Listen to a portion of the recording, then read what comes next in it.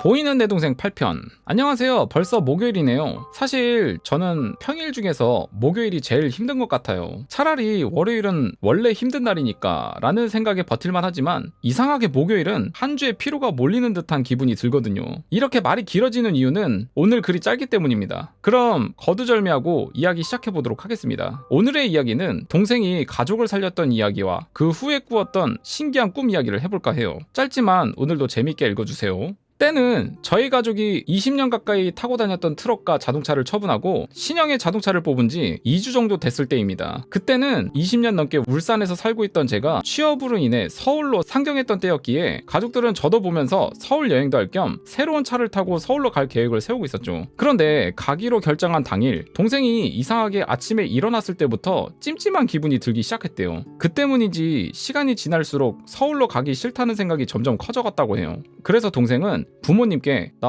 오늘 너무 가기 싫어, 진짜 가기 싫어 라면서 싸울 정도로 계속 가기 싫다고 했대요. 하지만 이미 저랑 약속도 했었고 제가 연차도 낸 상태였기에 오늘이 아니면 안 된다는 것을 안 부모님은 차를 가져올 때 제사도 지냈으니까 괜찮다 라면서 동생을 안심시키며 계속해서 설득하였고 결국 찜찜한 기분을 억지로 억누르며 동생도 같이 올라가기로 했대요.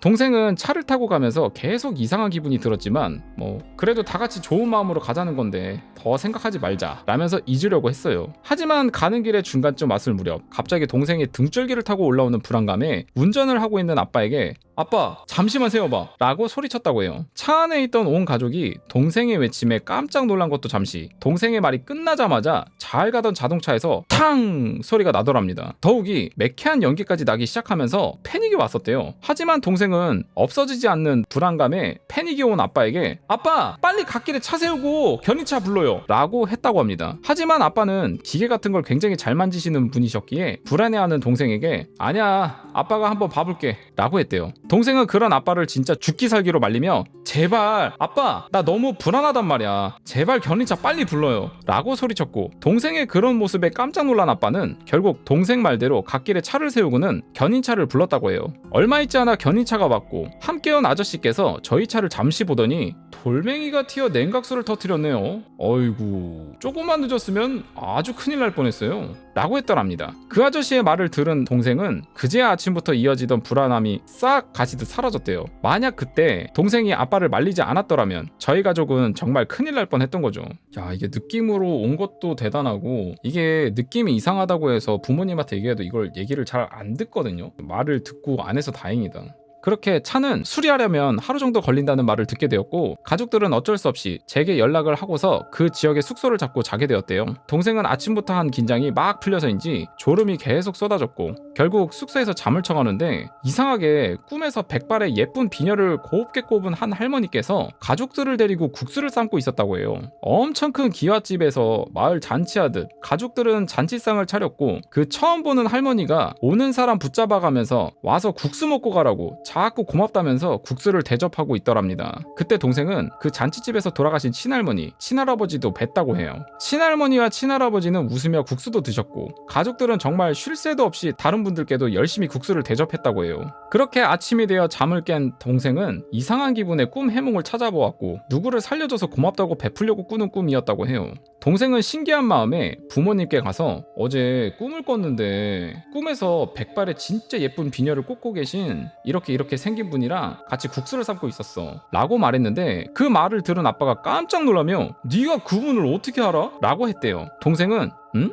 아빠 그분 알아? 라고 물었더니 아빠는 그분 아빠의 친할머니셔 라고 하셨어요. 사실 아빠가 어느 무당집을 가도 아빠의 친할머니가 아빠 옆에 딱 붙어 있으면서 우리 가족들을 지키고 있다고. 그래서 도깨비터를 찾는 아빠가 큰 탈 없이 지내는 것도 그 할머니가 도깨비를 모시고 있어서 그런 거라는 말을 들어왔대요. 그런데 사진조차 남지 않아 그분의 얼굴을 알 턱이 없는 동생이 아빠의 친할머니의 모습을 완벽히 알고 있는 것이 이상할 따름이었죠. 심지어 아빠도 아빠 어렸을 적 돌아가신 분이셨기에 동생한테 자세히 알려준 적이 없었거든요. 동생은 꿈에서 본 할머니가 아빠의 친할머니 친할머니인 것을 그날 처음 알았고, 그때서야 꿈에서 국수를 그렇게 열심히 대접했던 이유를 알 수 있었다고 해요. 항상 우리 가족을 지켜주는 할머니께서 그날 우리 애기들을 잘 지켜줘서 고맙다고 대접했던 거였죠. 동생은 그걸 깨닫고는 두 눈을 감고 꿈에서 보았던 할머니에게 다시금 감사를 전하고서 앞으로도 우리 가족 잘 부탁드린다고 기도하며 끝냈다고 해요.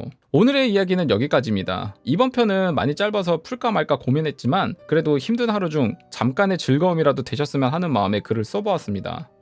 부디 재미있게 읽으셨으면 해요. 다음 풀 이야기는 글이 정리되는 대로 다시 돌아오겠습니다. 원래 신내림과 관련된 이야기를 풀려고 했는데 이건 마지막에 푸는 것이 좋을 듯하여 마지막 에피소드로 풀게요. 그럼 오늘도 모두들 파이팅 하세요. 보이는 내 동생 9편. 안녕하세요. 또다시 월요일이 돌아오고 말았네요. 저는 주말에 열심히 노느라 오늘에서야 글을 쓰네요. 유튜브에 제 이야기 올라온 것도 봤습니다. 한편으로는 뿌듯하면서도 벌써 9편이라는 생각에 놀라기도 하네요. 동생 이야기는 무섭거나 신기했던 에피소드 3개 플러스 관상 관련 에피소드 1개 플러스 동생이 신내림 받을 뻔했던 에피소드 1개로 총 5편 정도 남은 것 같습니다. 마지막까지 열심히 써볼게요. 이야기를 시작하기 전 잠깐 제 이야기를 써보려고 합니다. 상상님께서 영상에서 걸어다니는 부적 아니냐고 말씀해 주셨는데 사실 저는 부적과는 조금 다른 느낌입니다. 동생 말을 빌려보자면 언니 성격이 너무 더럽다는 거 귀신들이 다 알고 있어. 언니 건들면 자기들도 무사하지 못할 거라는 걸 잘 알고 있어서 피하는 거야 라고 하더라고요.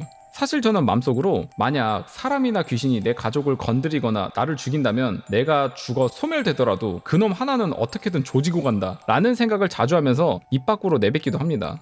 그 영향인지 귀신들이나 도깨비들도 쉽게 건들지는 않고 있는 것 같다고 하더라고요. 무당인 친할머니가 모셨던 할아버지도 제 성격이 더러워서 저는 신내림하게 할 생각조차 안 하고 있다고 합니다. 그래서 예전에 친할머니가 저를 보면서 너는 괜찮겠다 라면서 따로 뭐 해주시지 않으셨던 것 같아요.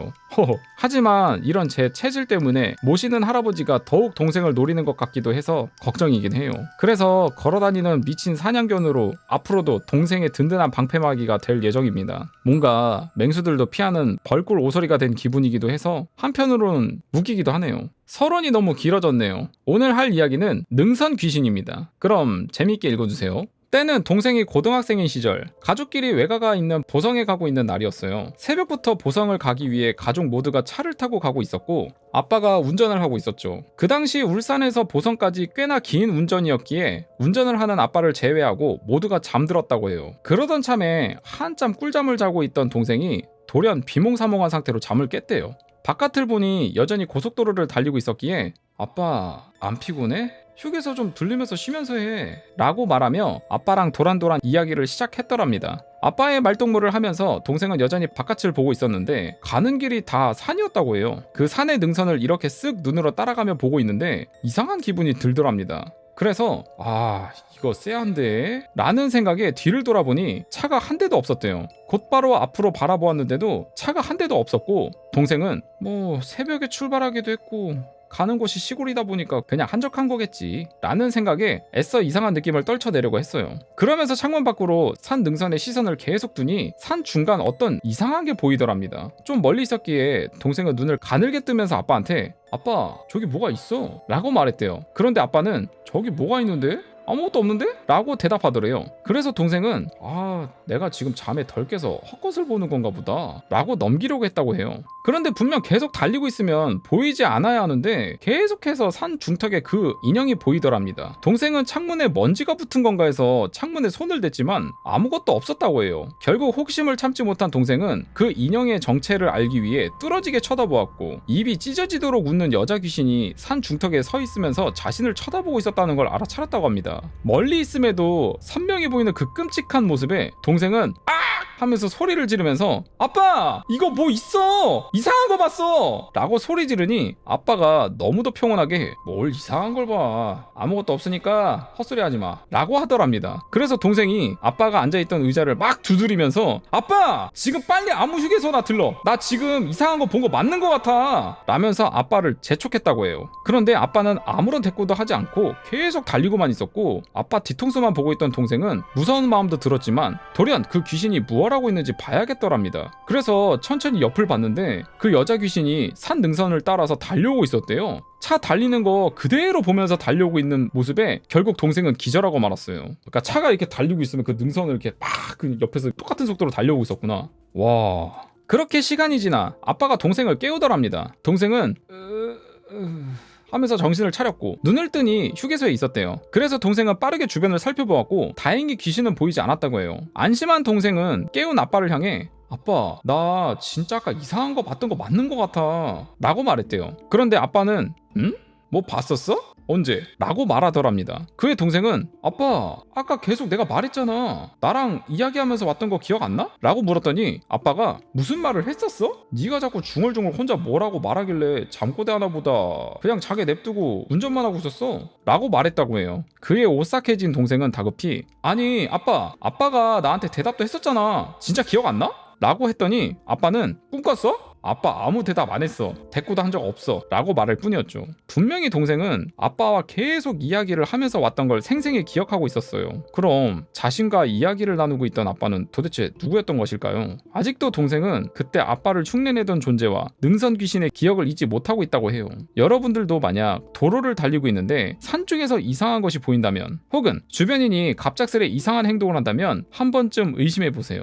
오늘의 이야기는 여기까지입니다. 재미있게 읽으셨으면 하네요. 그럼 다음 이야기로 찾아뵐게요. 다음 이야기는 태권도장 담력 테스트입니다. 그럼 다음에 봬요. 감사합니다. 보이는 내 동생 10편. 안녕하세요. 다시 돌아온 니나노입니다. 어휴, 오늘 비가 무척이나 와서 사고가 나지는 않을까 걱정이 되기는 하네요. 모두들 안전을 우선시하면서 하루를 보내시길 바래요. 그럼 이야기를 시작해보겠습니다. 오늘은 앞서 예고를 했던 대로 태권도 담력시험 관련 이야기를 풀어보려고 합니다. 그럼 재밌게 읽어주세요. 때는 동생이 초등학교 2학년이었던 시절입니다. 그때의 저희는 초등학생이었던 만큼 성인에 비해 체력이 무척이나 좋았었죠. 심지어는 부모님 두 분 모두 원래 운동을 하셨던 분들, 특히 어머니는 국대 선출되셔서 성화 봉송을 하기도 했답니다. 여튼 부모님이 운동을 하셨던 분들이기도 해서 또래 아이들과는 차원이 다른 무한동력과도 같은 체력을 가지고 있었어요. 맞벌이를 하고 있던 저희 부모님은 그런 저희의 체력에 아주 두 손 두 발 다 들 수밖에 없었죠. 결국 부모님은 저희를 체력을 방전시켜줄 무언가가 필요했고 자신들과 같이 운동은 조금 했으면 하는 바람을 담아 옛날이나 지금이나 인기가 많은 태권도장을 선택하셨어요.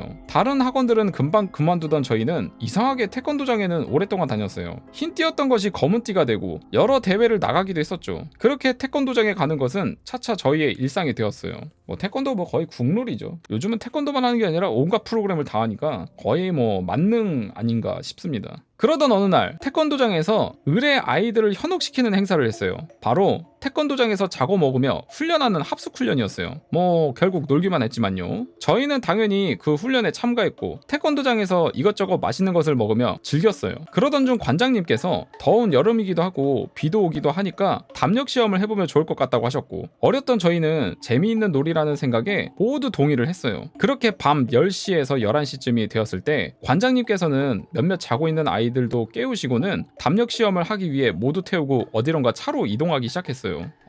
공동묘지 이런 데 가나 보다. 이렇게 한 바퀴 코스 맨날 이렇게 돌게 시키잖아요. 그 선생님들 중간중간에 숨어있고. 차를 타고 가면서 저와 아이들은 곧 있을 담력 시험에 무섭기도 하고 즐겁기도 하면서 까르르 웃으며 이야기를 하고 있었죠. 그렇게 얼마 가지 않아 한 공동묘지와 같은 곳에 도착했어요. 차에 타고 있던 아이들과 관장님은 도착하자마자 모두 내렸고 아이들을 향해 관장님은 저기 있는 묘지터 보이지? 저기를 걸어갔다가 다시 돌아오면 된다 라고 하셨어요. 그 말에 저희는 관장님이 가리킨 곳을 모두가 보았고 그곳에는 그렇게 길지도 짧지도 않은 직선길이 하나 놓여 있었죠. 어디 돌아가는 길이 있는 것도 아니었기에 그저 빠르게 뛰어갔다가 다시 돌아오면 끝인 간단한 일이었어요. 다만 그 길이 묘지와 묘지 사이를 가로지르는 길이었다는 것만 빼면 말이에요. 몇몇 아이들은 으스스한 그 광경에 두려움을 느낀 듯 했지만 친한 아이들이 모두 모여 있었기에 자존심 때문인지 아무도 기권을 하지 않았어요. 그렇게 아이들 모두가 참석하게 되었고 5명씩 팀을 이뤄 한 팀씩 다녀오기로 결정했어요. 그때 제 팀은 저와 동생 그리고 남자아이 1명, 여자아이 2명으로 정해졌어요. 그런데 담력 시험을 시작하려고 보니까 그 길이 한 사람씩 일자로 쫙 서서 걸어가야지 겨우 걸어갈 수 있을 정도로 무척이나 좁은 길이었던 거예요. 결국 너무 무서워하는 동생을 위해 당연하다는 듯 제가 선두에 섰고 순서대로 동생, 남자아이, 여자아이 2명을 이렇게 줄을 서서 가기를 시작했어요. 동생은 제 뒤를 바짝 따라오면서도 너무 무서웠던 나머지 무서워 라면서 거의 울면서 따라오더라고요.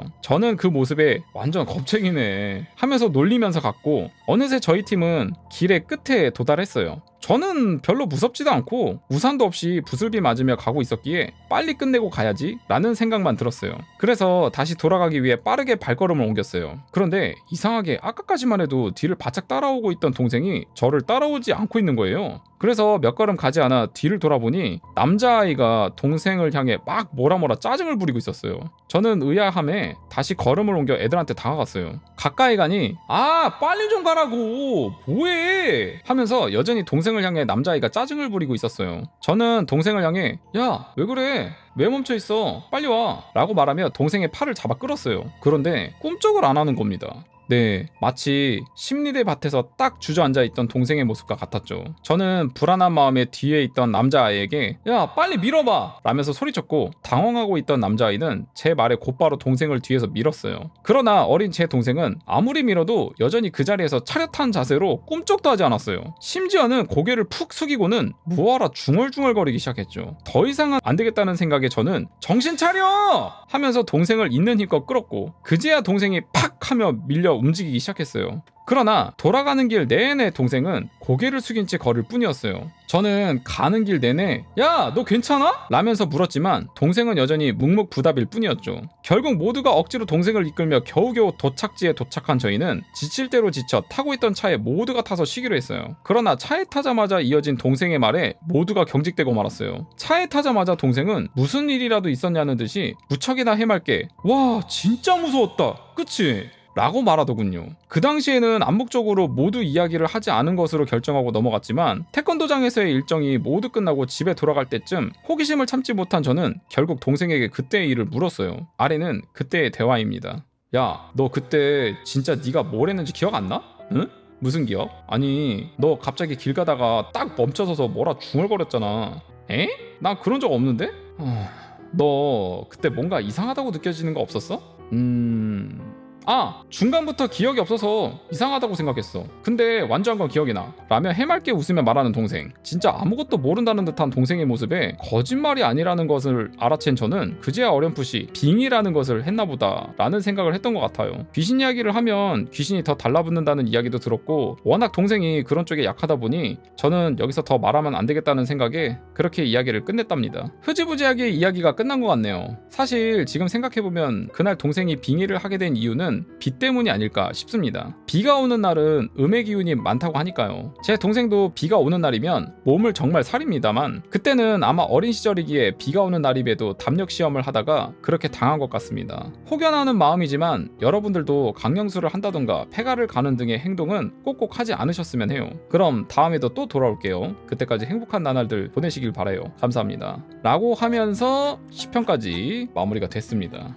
근데 진짜 다행인 거는 만약에 진짜 빙의가 됐다고 하면은 그 빙의를 푸는 뭔가 의식을 보통은 하거든요. 안 그러면은 리스크가 너무 커지고 빙의가 안 풀릴 수도 있고 잘은 모르지만은 심하면은 막 귀신이 그 사람의 몸을 가로챈다 뭐 이런 얘기도 있잖아요. 근데 이제 뭔가 잠깐 홀렸다가 돌아와서는 이제 원래 상태로 돌아왔다고 해야 되나? 하여튼 그래서 너무 다행입니다. 근데 진짜 뭘까? 그 중간에 기억을 잃고 고개를 숙이고 있다. 근데 기억이 안 나. 근데 별일 없어서 정말 다행입니다. 자, 이렇게 보이는 내 동생 10편까지 진행을 했고요. 다음 편도 기대를 하겠습니다.